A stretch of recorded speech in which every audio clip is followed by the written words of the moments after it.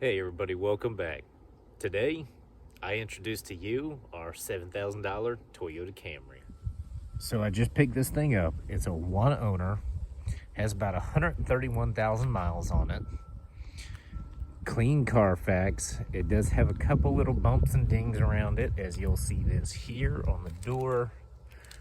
We have another one right here on the very corner of our back bumper. So it looks like they bumped against something. We'll probably have to replace this back bumper at some point. And of course we do have a little curbing on most of the wheels, but they all hold air, no issues. They all balance out. This car also came with good tires on it all the way around. For $7,000 we got it this condition. They detailed it, did an oil change, overall inspection, and I really don't have to do anything to it. The biggest issue with it is the little bumps and dings all over it. And I have been driving this thing for about a week and a half, 2 weeks now. So you can see inside, it detailed up pretty clean. The biggest issue inside is our steering wheel wear. But again, that's not that big of a thing. We can throw a steering wheel cover on it, try to find a new OE steering wheel to put on it. But $7,000 out the door. About 2 weeks ago, I want to say, I saw a video by Chevy Dude talking about cars for $8,000, what you can find, this and that. Toyota Camry, one owner, decently low mileage for Camry. Out the door, tax and everything, titled, tagged, $7,000. So how I found this deal was a little different than my usual methods. So under the hood, we have a battery from 2018. So I'm probably gonna have to replace this soon, but it still works great. So I gotta feel that one out, see what I'm gonna do about that. I might let it be just out of curiosity to see how far it goes. But overall, I mean, you can see how clean and well taken care of this thing was. So granted, I think we are going to have to do our valve cover gasket on this one as well, like we did the 2011. It's pretty much the same engine, so be easy enough. Y'all have already seen the videos on that. I think there may be a little plastic shroud missing in here that goes this gap. But again, you know, that's not really a big thing. If you're just looking for a cheap, reliable, get around town gas getter car, something like this is perfect. You won't nickel and dime it over the little plastic missing when, you know, that's, again, you know, one of the bigger issues. There's nothing really serious that prevents anybody from driving this reliably. And this is the SE as well. So we have my daughter's car seat in here, but there is still pretty decent legroom in here with the seat all the way back like I usually have, just to be kind of more comfortable. And yes, we do have a sunroof in here as well. But overall, pretty decent car for the money. You know, I showed you all the $1,500 option, you know, a couple different things. So if you got about $7-8 to spend, order Camry. So with what I save on gas for about a year and a half, we'll pay this Camry off. And the other thing too, to kind of touch on for a moment, when you're used to cars like me, you know, more luxurious things, going back to, you know, something like this just to put around in, it allows you to take that step back to kind of appreciate your more desirable cars that you've kind of become numb to. So after driving this around and then on the weekend going driving the red eye wide body, you know, you kind of get that appreciation for it again and like it that much more.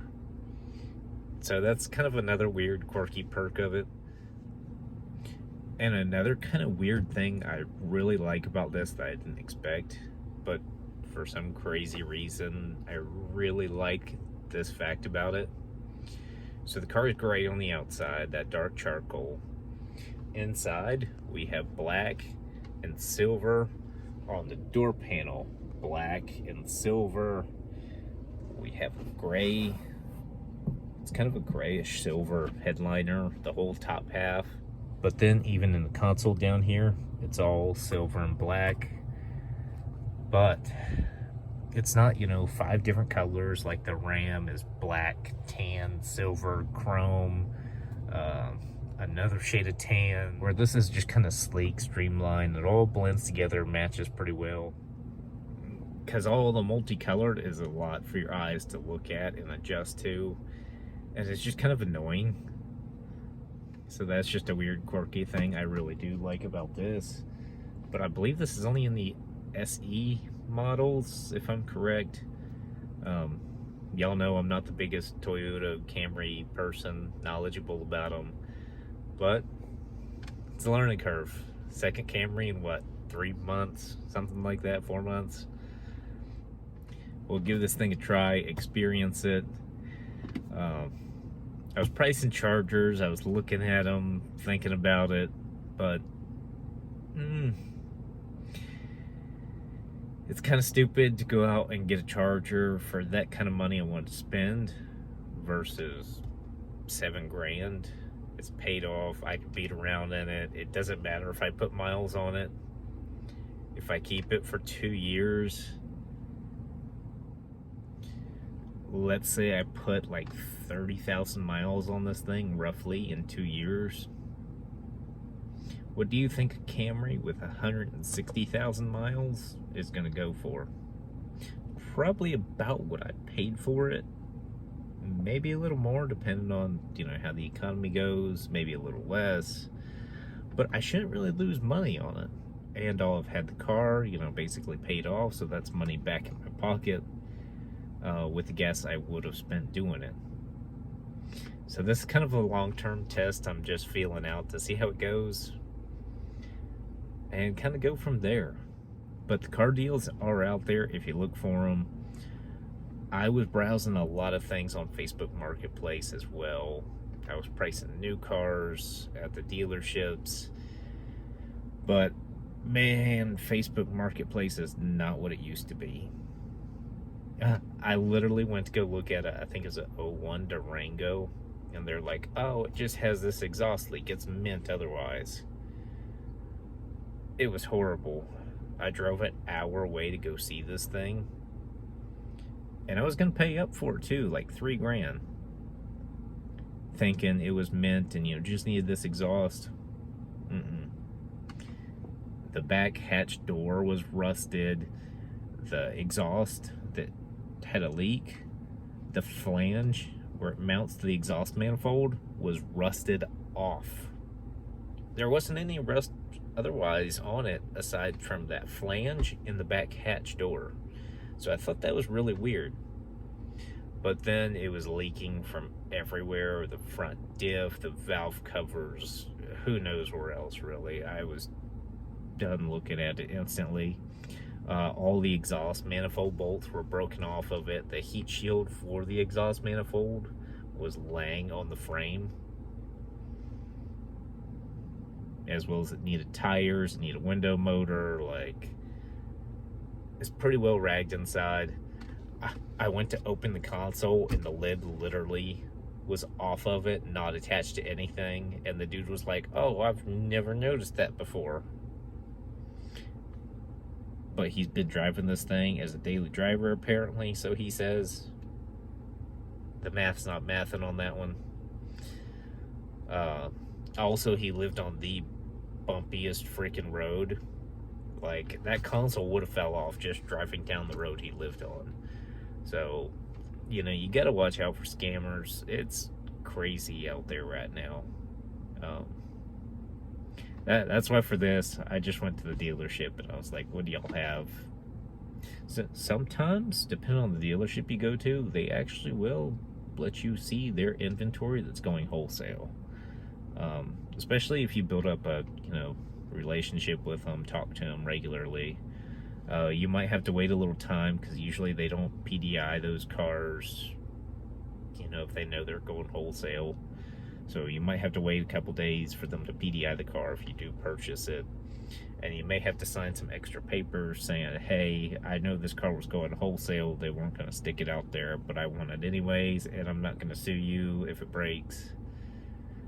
Stuff like that. So just something to think about, because a lot of people ask me, you know, where I find my cars, and I find them everywhere, just different routes for different things. You know, it's really just a matter of being open and not, you know, being set on something. You can usually find pretty decent deals. Just do your research on the history of the vehicle. The funny thing about this one, when I was looking at it initially, test driving and whatnot, I looked in the glove box, and there's a stack of receipts for oil changes from Toyota dealers. There was a receipt from the battery from 6 years ago. There was receipts for the tires. Whoever traded the car in actually wrote down a list of things that were done and when. I guess this driver door glass was broken into and replaced like 2 or 3 years ago. That was in there. The receipt for $154 or something was in there from when they replaced the window. Like, whoever traded this thing in had the full list of everything done to it in the glove box. And, you know, when you see that, you have to buy the car. Like, you know, somebody tried to take care of it. And that was really kind of what made me pull the trigger on this one, because I was looking at some other things. We had an older Cadillac DeVille, some things like that, a Dodge Ram. It was a 2012, like one of the other ones I got. But ultimately, the Camry just seemed like the smartest idea based on the whole picture I had in front of me about it, knowing about the receipts and whatnot. So just keep an eye out. Be open to any car, really, and it'll find you.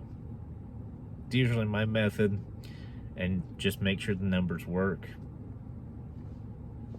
Because I think book value on this right now is somewhere between like 9 and 10, give or take the body damage on the side.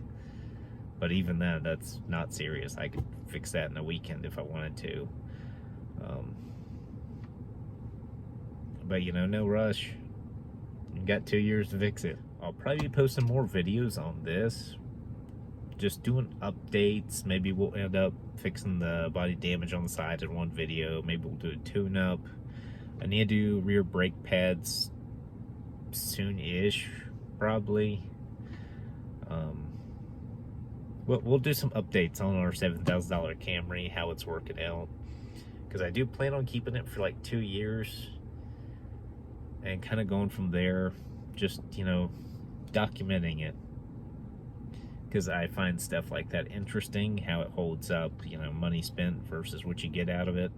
So be sure to like and subscribe, follow along, and we'll see you guys next time.